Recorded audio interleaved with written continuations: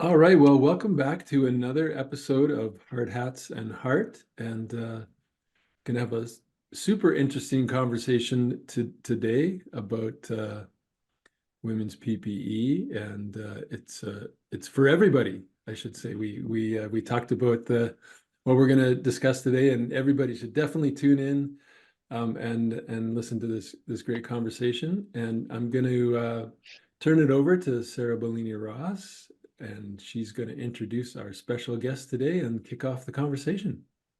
Thanks, Scott. We are so excited to have Amy from the Safety Rack joining us today. I discovered the Safety Rack, gosh, I would say about a year and a half ago. I started seeing some posts on LinkedIn about what Amy was up to, and I'm absolutely thrilled to have her on this episode today. Amy, if you want to go ahead and introduce yourself to the audience and tell us a little bit about the Safety Rack. Thanks, Sarah. Thanks, Scott. Safety Rack was formed about, I think we're almost on year three, about 3 years ago, out of a need to just discuss the PPE equity gap for women in trades. And I originally started the platform with the concept of I'm just going to do product reviews and find these products and share them on my platform. And it's quickly evolved to larger discussions now, looking at ways that employers can close the equity gap and be more prepared for their female workforce. And it's been a wild ride the last 3 years. So you mentioned this PPE equity gap. Can you tell us a little bit more about what that is? Yeah, so we're going to use construction because that's my main focus right now. But in the construction industry, if you're a woman, you probably experienced going onto a construction site and wearing or being given a safety vest that's 2 or 3 sizes too big for you, right? And then you're wearing it all day and it's hanging off of you. It's uncomfortable. It may be catching on things, or you're a female worker on a job site and you're wearing men's clothing instead of clothing that fits you. And it's loose, it's baggy, and you just become this walking hazard. So the PPE equity gap is about addressing women's access to PPE in the workplace and getting that gap closed at the end of the day. Awesome. I know I've gone on job sites and when I've been given gloves, I have pretty small hands and the gloves are always, 2 sizes too big. And it's hard to have any dexterity when your fingertips are twice the length of your actual fingers. Has there been any research about kind of the issues with this equity gap? There have been studies by different organizations. The American Society of Safety Professionals has 2 reports from their Women in Safety group. Those are amazing reports, very well researched. There are a couple survey style reports out there by J.J. Keller. I believe there's one in Canada that was done, a very large study. And then this year with the Safety Rack, we also did a study back in April during the My Body, My PPE campaign. We'll be publishing those results come the end of the year. So, Awesome. yep, all addressing the difference that women are not small men at the end of the day. Our body designs are greatly different, and those PPE or those considerations need to be considered when purchasing PPE. That reminds me of a couple years ago, I have a farm and our local farm store had a great sale on overalls, Carhartt overalls. And I went into the store and I think they had 4 different colors. And I'm a little feisty, so I counted how many pairs. They had over 100 pairs of men's overalls and not a single pair of women's overalls. And when I asked the staff, they said, well, just get a men's small. Kind of once again, that whole concept of like, we're not just little men, and some of us aren't even little, we're completely different proportions. What are some of those challenges that women face in finding properly fitting PPE today? I think you kind of hit it. Access, right? We know there's an access gap here, whether you're going into a department store and you're finding all the men's stuff, but you're not finding anything for you. And just knowledge of where the products are. And I think that was the big thing over the last 3 years with the Safety Rack was the messages of, I didn't know these brands existed. Well, the big part of the gap comes from the distributor sometimes not realizing they need to ask the question to the employer, but the employer also realizing, oh, I have female workforce and I should probably go ask them if their PPE is actually working for them, because they do the default. Well, if the men's don't fit them in a small, we'll just put them in a unisex. We can't be doing that. We can't be thinking like that anymore. Instead, really, it comes down to the distributor ensuring that they're having a conversation with the employer so that they know the products that exist through them and being able to provide that list early on, or the employer saying, hey, my female workforce is growing.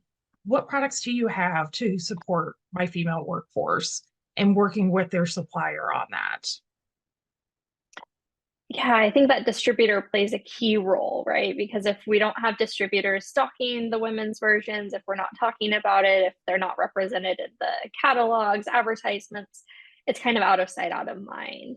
Are there other gaps besides just the distributors? Is there enough PPE vendors that have women's lines, or kind of what does that landscape look like today? I still get asked that question a lot. And it's interesting because if you asked me 5 years ago, I'd probably say it was more on the manufacturer side. Right now, like I'm getting ready to put a list on the Safety Rack website of all the products that I have been finding that are women focused, right?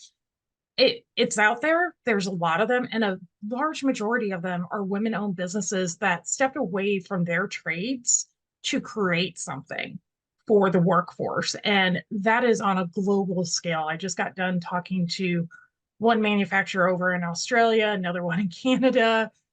We have plenty here in the US, and it's just incredible to see. So that access on that side, it's there, but it's the knowledge that those products are out there. And some of those smaller businesses can't get into some of the bigger distributors because they can't support the quantities that maybe some of those distributors are asking for. And so that's where we're kind of working and advocating for distributors to help close that piece of the gap by working with those manufacturers to bring in that product line to, again, create more awareness out there.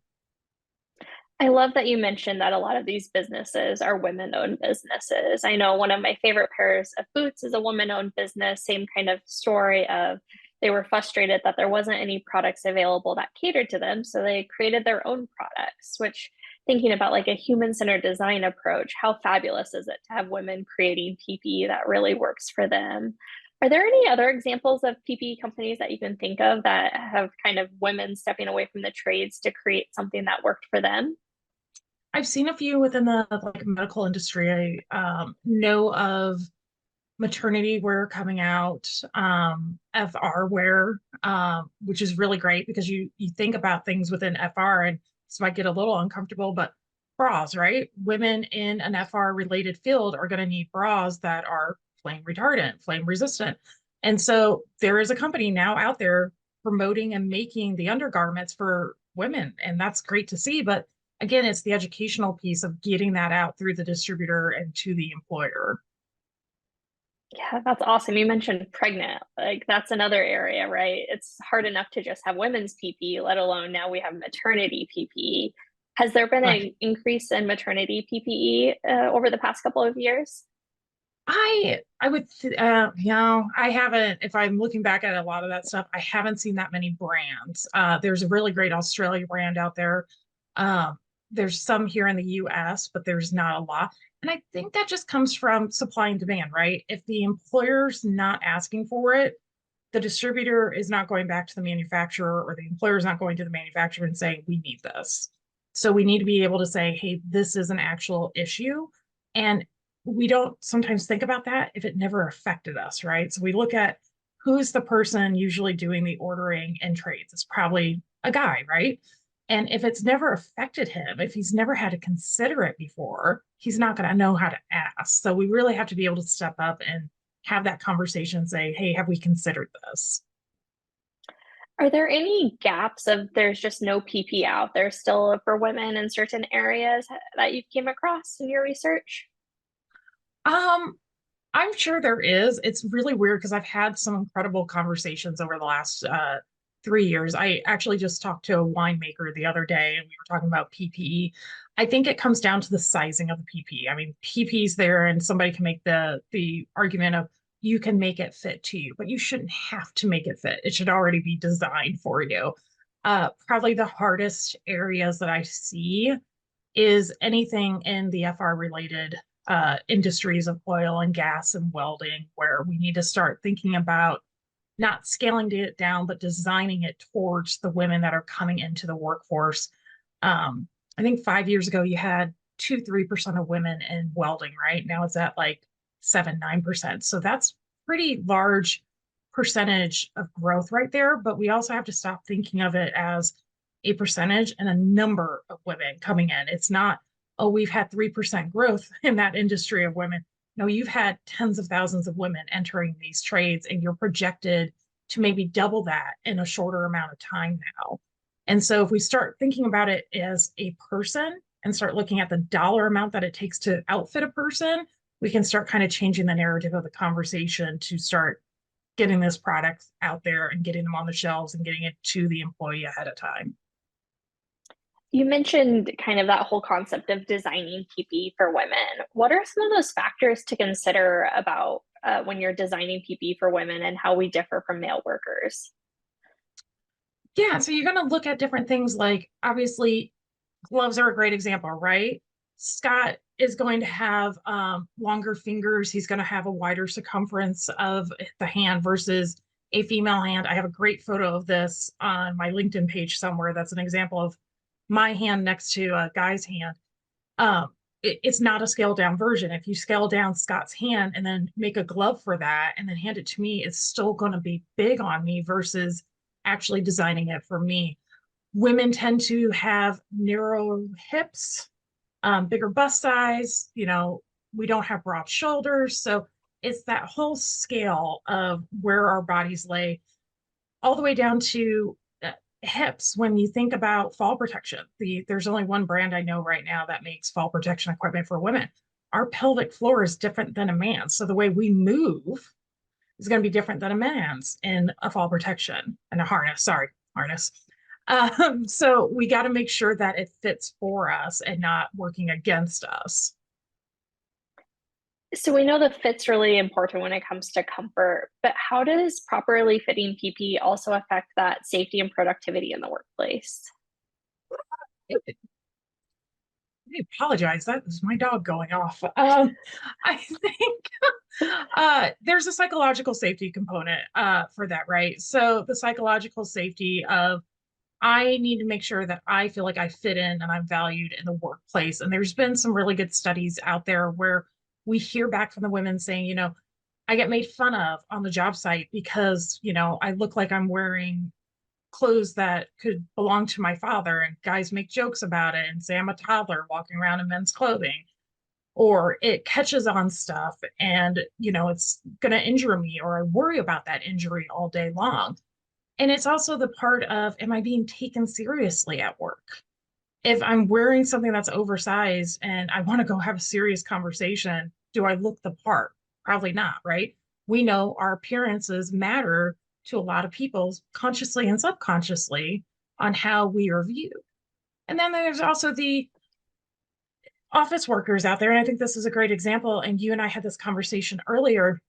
If I'm an office worker and I'm going out to the factory floor, I have to have a meeting, I have to stop what I'm doing, go back to my office, put on my PPE, and then meet up with all the guys that are already wearing their stuff, because their stuff is designed to be stylish and they can wear it all day long. But I'm going from heels to having to put on oversized, ugly steel toe boots and an oversized high vis vest that might be leaving me out of conversations because I'm taking time away from a meeting, go put the PPE on, and then come back. Well, then how many times before they start leaving me out of a meeting because they know this and they're like, oh, we'll just follow up with her later. Well, now I don't have a seat at the table. I'm not involved in those conversations. How do I get that promotion? Yeah, that's a great example. It's been fun to see the evolution of shoes, especially for women. When I was 18 years old, I started working in a warehouse where steel toe shoes were required. And I have wide feet, but they were really small at the time. And so trying to find these wide steel toed shoes in a size 6 was virtually impossible. Luckily, my feet have grown as I've gotten older, so I have a little bit bigger feet now. But I think about Xena footwear. They have some really cute boots, like so cute that I even wear them when I don't have to have steel toed shoes on. And I really appreciate having more and more products that kind of fit that sweet spot of like functional PPE, but also it's something you want to wear and not that you have to wear. Right. They were actually one of my first product reviews. And I think you can check it out on the YouTube channel, but I think I tracked like 1,600 hours wearing her shoes, right? And I get home from walk and I grab the dog and I just go for a walk. And one day I'm walking and I'm like 2 miles in. I'm like, oh, I'm wearing my Xenas and they're not hurting my feet. But my $60 pair of shoes that look just the same, I hate wearing because they hurt my feet just to wear around. I find myself actually going for those shoes on a casual night out with friends than the shoes I went and bought in a department store. So design and function matter. And we're seeing these brands come out. I mean, that's one designed by a woman that they actually understand the make of our feet. They understand what we're probably going to be doing all day in these shoes. And it's designed for us. And it's so comfortable at the end of the day. Yeah, one of my favorite pair of gloves was kind of the same story. It was actually, I worked with her at Oregon State. She stepped away from her job in education to found a women's workwear company. And for 5 years, I wore those gloves pretty extensively on the farm. And they had a lifetime guarantee, but then her business went out of business. And I was so sad because it was the only pair of leather gloves that I've ever had that actually fit my short, stubby little hands. And they were amazing. So what can we do to help support these women-owned businesses to make sure that they stay viable? Definitely promote them, I'm always big on shopping small. And I think knowing the brands, and when women are having discussions and they're like, I don't know where to find a small pair of gloves, voice up and say, this is the brand, or head over to the Safety Rack website and she's got the list. We just have to keep getting the information out there and promoting it. And if you're at work and you're having these conversations, be the ally and advocate and step up and say, hey, I know a couple of brands, maybe our distributors can get them in. Yeah, you brought up a great point of kind of the roles of allies and advocates. What else can people do to help support women finding the right PPE? Use your voice, speak up. There's a lot of women I talk to that are like, I don't want to rock the boat. I know how lucky it is for me to have this job, to have this pay, and I don't want to lose it, because they're trying to prove their worth. And so to them, speaking up about the PPE not fitting is so small, but it has a big ripple effect, that they just don't want to rock the boat. So having somebody that can be your ally and your advocate to say, hey, she looks ridiculous walking out there on the job site. Surely we can get with our distributor or supplier, whoever, and find something, or even going with the list and saying, hey, safety person or whoever does your purchasing, I found some stuff on the internet last night and I thought it might be worth having a discussion at the next safety meeting or the next DEI committee meeting. These are easy things to implement and they don't cost that much. There used to be this big misconception, I still think it's a misconception out there, that women's PPE costs a ton, because back then, 10, 20 years ago, it had to be specially made. So when you're specially making something, you're only making a small quantity. So the cost drives up, right? You're not making 10,000 men's large safety vests all at once, so you can bring that price down. Instead, you're making 2 women's safety vests. The price goes up, right? Because it takes more time. We need to get out there and understand that now those price points are so similar to what the men's PPE and the men's workwear is, that it shouldn't matter anymore. It's not going to cost you that much. But we also have the data that says, if we have an ally or advocate out there talking about this, they tend to get taken seriously more than the actual person asking for it. So I think if anybody's listening to this and you have females on your job site, be that voice for them, maybe even go talk to them and just say, do you even like the stuff that you're wearing, and get an honest answer. Or if you're an employer listening to this, go observe the work environment, go observe how she, works in her equipment and how she functions, and go have a conversation. Create an inclusive environment where she feels safe to speak up. Yeah, and I was just going to say too, and I think Amy, you touched on it earlier. It's not from a male perspective, it's not a intentional exclusion. It's just you're kind of in your own perspective and in your own head to an extent, and you're just going about business as usual. And so I definitely encourage all the men listening to just think about it, right? And not be afraid to table it and discuss those options. I think like you mentioned 10 years ago, like we've been working with manufacturers for 10 plus years, and 10 years ago nobody was really talking about women's PPE. Now they're all really excited about the new lines and the new innovations that they're bringing to market. So they're there, like you say, the price points come down, the selection is available, and that it's really up to like you say, the distributors and the buyers within those organizations to just start asking those questions. And once you ask it once or twice, then it can just become part of the regular discussion, and it doesn't have to be a thing anymore. Again, I don't think anybody's intentionally trying to exclude. It's just a matter of recognizing that you are excluding whether you're intending to or not, and we just need to change that thinking a little bit. No, we just got to flip that switch, change the mindset, and we can close the equity gap. It doesn't take that much, but it just takes more awareness. And I think over the last 2-3 years, we've had this enormous conversation on social media. So sorry if you guys can hear my dog in the background. If we can continue to have that, but now we just got to talk about the actual steps, that would be great. I'm so sorry. You're okay. We're all dog lovers here anyway, so it's just part of the reality of the joys of working from home. Mine's luckily asleep on her bed. I think about too, like the role of manufacturers. I was at NSC, which is a huge safety expo, and so many vendors did a great job of bringing so much of their product line, but there was only a few vendors that actually had samples of their women's product lines. And I know when I've been on job sites and the shoe trailer comes in, it's the same story. 95% of the trailers, the men's sizes, and maybe if you're lucky, there's one or two. So I think about not only having that voice, but also like having it be an upstream approach of having the women's sizes available, having a broad range of women's sizes, from the extra, extra smalls to triple extra large, right? Because women just aren't these small things, like, right? We have women of all shapes and sizes, from short to tall to needing extra long. And so being able to have those choices available and present without having to be that squeaky wheel and just having that be the default option. I know I'm not one to rock the boat on a job site, so I'm not going to really ask for it specifically unless I'm feeling a little feisty that day. But if it was just there and available, it makes it a lot easier to pick from.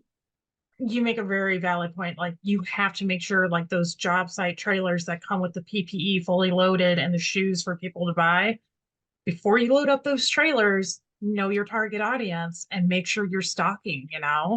A lot of those brands are getting into those distributors, but I'm still getting calls. This is so great. I get calls every once in a while, and they'll be like, so you told me this distributor is carrying this brand, but the salesperson's in my office saying no.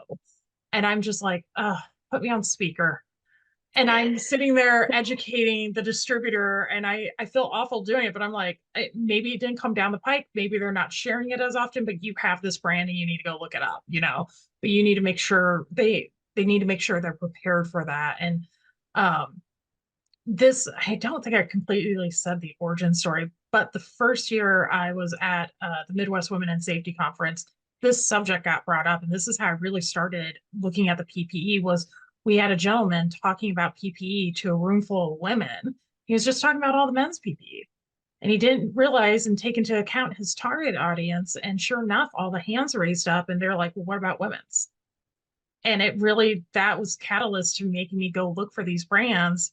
And then 3 years after that, I'm starting the safety rack, because again, it's creating awareness of where these brands are so that people can say, no, that brand does exist, or this product does exist. So we know we can protect our workers because we know it's out there. So what are some of the resources available for people who are looking for women's PPE to be able to locate it easily and effectively? I think start with your distributor. Some distributors have really good landing pages for their women's specific PPE, but I would caution a little bit typing in women's PPE into a search engine, because you'd be very surprised at what will come up in the search engine.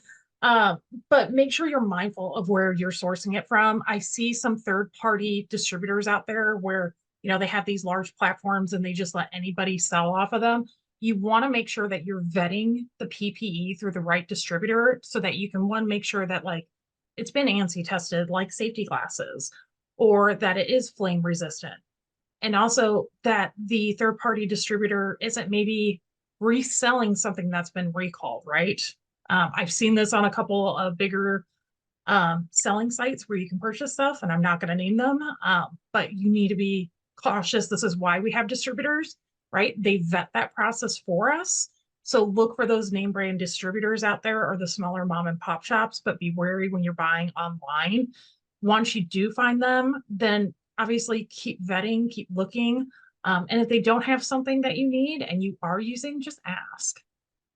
The other resources out there, you can go to my page on thesafetyrack.com. I will have a full list soon, fully uploaded, so that people can actually search by the hazard. I'm hoping by the hazard, so that you can search. I need a hard hat for women. I need fall protection for women. I need shoes that are a certain style for women. And that way you can actually know it's coming from a safe space that's designed to make sure that you're getting the right information.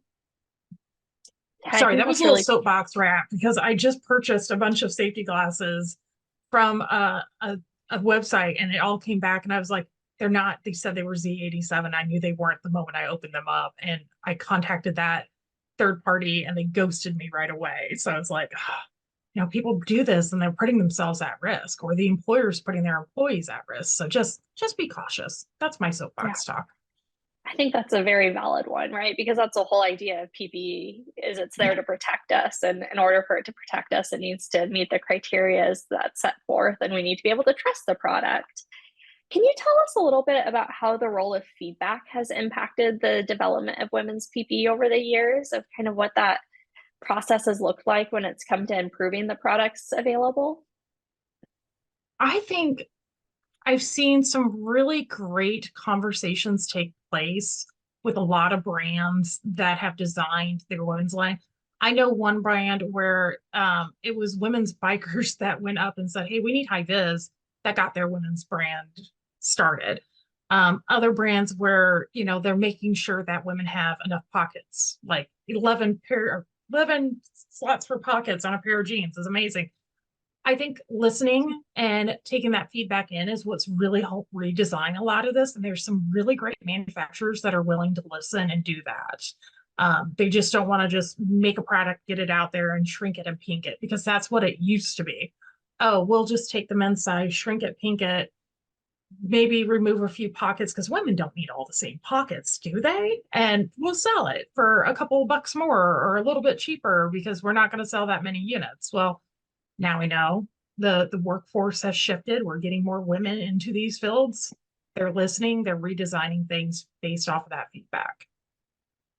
Pockets are one of my biggest pet peeves. I have a giant phone and it Yep. never fits in any of my women's pockets. I started running, and gosh, trying to find women's running shorts that a cell phone can fit in, it's virtually impossible. So I've started Right. just buying men's running shorts, which once again, like hips and body shapes are a little bit different. But it also comes down to pants, right? I look at Yep. my husband's pockets. He can fit a small army of equipment in his pockets. And I'm lucky to be able to fit my AirPods and maybe a chapstick in my pockets. And that's where that function really comes into play. And I see that also with exoskeletons, is like that ability to have things be really functional for the users, have it be intentionally designed and not just that kind of byproduct of what was convenient or easy. Oh, Yeah. No, I think that's, if a woman's on the job site and a guy has 6 pairs, or not 6 pairs, 6 pockets, and he's using all of them, a woman should have exactly the same, because if she doesn't, where is she carrying all that in her hands? Now, if she trips or something, she can't brace her fall. Again, you created a walking hazard. yeah. Are there any new innovations or technology in PPE that you've seen come out in the past year that you're excited about? Um, the fall protection's been great to see. The bra designs have been really great to see. And seeing the maternity where I know of a couple of brands that are making stuff in the pipeline right now, and I'm hoping they will get out soon. But seeing how they're doing that design is really neat, because the technology is changing, and fabrics, right? The high vis or just the FR fabrics. So we're taking less chemicals into the FR fabrics, and which is great if you're pregnant because you don't want to be exposed to chemicals. And now you have more to design with for like maternity wear lines or just women's lines in general. Um, but I haven't seen anything that's really like made me jump in joy and be like, yes, that's the thing I want to see. I've heard of some great things on other sides for like bulletproof vests for women. Uh, and there was one for the medical, I can't think of what it was, but that one was pretty cool. It's just a continuation of being able to try to find these people and support them. So, I mean, if you know of a designer and you're like, I think that would blow Amy's socks off, by all means, send it to me. I want to see if it can impress me. Yeah. If you had a magic wand and could create like that magical piece of PPE for women, is there anything that jumps to mind of like what's a huge need out there that doesn't exist today? Hard hats. Get on any track group with women in trades, it's going to be a hard hat, right? Yeah. So, especially if you're a woman that has like thick braided hair. I mean, even guys with thick braided hair, you know, or the dreadlocks like on job sites, it's a problem. And that's the one where I'm constantly seeing like the hard hat doesn't fit because I have a smaller head or I have thick braids and you know it's not working. So I think there's innovation opportunities there. If there is something in the pipeline, I'm not aware of it yet. Somebody with long hair, I feel that pain of when I wear my hard hats, you either have to have it be like braided, but then it's getting in your way or in your face, or it has to be down on your neck, which then is super hot. I can't wait to have like the hard hats I played softball and they started to come out with these softballs with like a ponytail hole where you could put your hair out through it. I mean, they're already slotted to begin with. Just throw one on the back for us. And this, you know, we had the conversation the other day and we were on camera and I'm like, well, we're definitely not recording today because I was wearing a hard hat all day. My hair was all over the place. So yeah, I mean, that would be kind of neat. But you know, we have to innovate and also keep in the standards in mind at the same time, right? Because we got to protect the workers. But I think it's posing unique innovation challenges. And I think there are a lot of manufacturers up to the task to design something. So I know the safety rack's been around for a few years now. What's up in the future for the safety rack? Where do you see this going?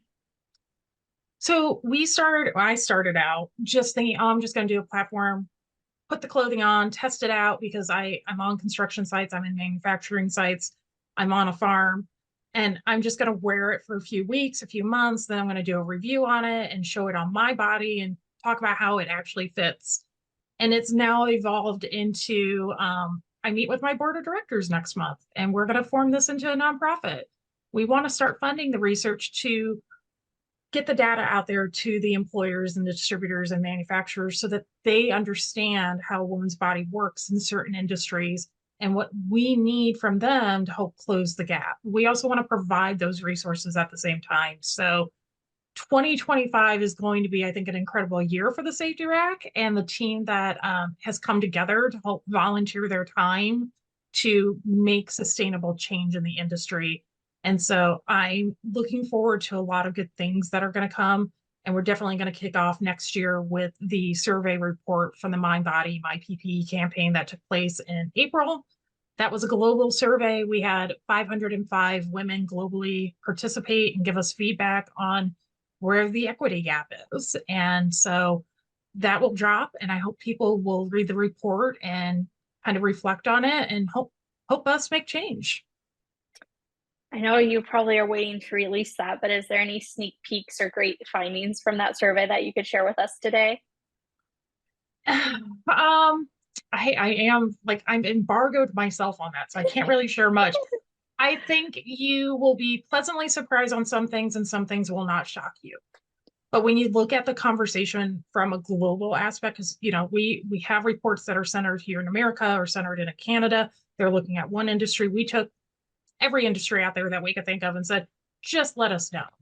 And it was really interesting to see the different sectors that came out and participated. And we'll redo that survey in a couple more years. But yeah, it was insightful. It's like, okay, you can kind of see patterns.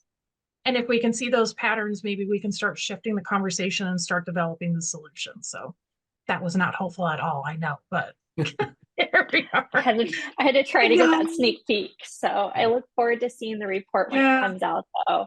I think about just those differences in industries is really important because I think about agriculture where there's a lot of women involved in Mhm. agriculture.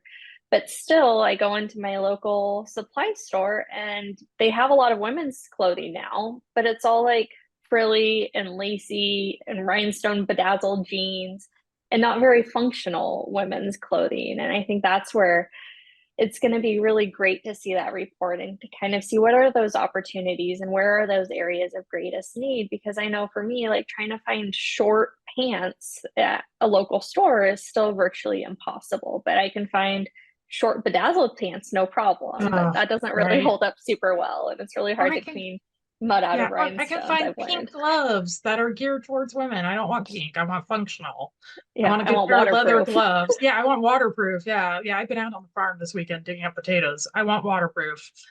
Definitely. As we're closing, is there any last advice you could give to other safety professionals that are looking to be more proactive in supporting that women's PPE and access to it on their work sites? Yeah, definitely. If you're a safety professional, like it's our job to keep people safe. And I think I think back to that first conversation in the Women in Safety Conference where we discussed the PPE to now, and it was don't be complacent just because you've been told for a long time, well, that's just the way it's always been. Because I was complacent too. And that's what kind of got me started down this road of saying, okay, not only am I being complacent on myself, but I'm being complacent on the workers that I'm here to protect, and that's not okay. So take the time to actually observe your environment, ask the questions, and do the research. And don't hesitate to use your voice to speak up to make that change, because that's why we're here as safety professionals at the end of the day. Awesome. Scott, any last questions you want to ask from Amy? Yeah, no, I think that was a great discussion. Just sort of reiterate that I know for the most part there is an intentional exclusion, but if you're not asking the question, if you're not exploring those options, you are excluding. So definitely hope a few people listening today will open up those discussions and that dialogue at work. And like you said, I think it's amazing. Manufacturers are really proud. The ones we talk to are really proud about the women's lines that they're Right? yeah, that they're producing, and there's a lot of excitement around it. So definitely as distributors get on board and make sure you're getting them into your catalogs and you're discussing them in your client meetings, because I think that there's a lot of momentum and a lot of enthusiasm. So Great. And if listeners want to find out more information on the safety rack, Amy, where should they go? You can go to LinkedIn to the safety rack, or you can go to Instagram to the safety rack, the YouTube page, the safety rack. Also has some reviews. I'm about ready to launch a bunch more. I've kind of been behind on that because we ended up pausing to be like, okay, we got to do something more than just reviews because this is bigger than just the product review sites, but we're going to get back to that. And then the safetyrack.com will have a bunch of resources here in the next few months for people to go to and access. Awesome. Well, thank you so much for your time today, Amy, and thank you for everything that you're doing to help promote and support the access to women's PPE across the globe. I think that's an amazing mission of your organization of closing that equity gap and just bringing more awareness to the issue. So thank you so much for being a guest on Hard Hats and Heart, and I hope you have a wonderful day. Thank you, Sarah. Thank you, Scott, for having me. yeah, thank you, Amy.